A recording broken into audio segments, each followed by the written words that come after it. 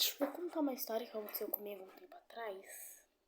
Olha o meu óculos, gente, eu comprei ele. Vou contar uma história comigo que aconteceu comigo um tempo atrás. Tá, né, gente? Eu tava indo assim, pro Parque Santos Dumont. Gente, cheguei lá, eu caí dentro do rio. Rio que se chama? Eu caí lá dentro de uma lagoa. Só que sorte a minha que a lagoa era rasa. Que senão eu teria morrido, teria sido afogada. Quem já for no Parque Santos Dumont vai saber. Gente, eu caí, tem lá um chafariz que ele literalmente é fundo. Nossa, se eu tivesse caído dentro dele, eu ia morrer. Eu caí, gente, tá? Eu caí no pequenininho que fica bem na entrada. Fiquei assim, graças a Deus eu não caí no fundo, gente. Porque senão eu estaria morta. Eu estaria morta. Fiquei surpresa, dei graças a Deus.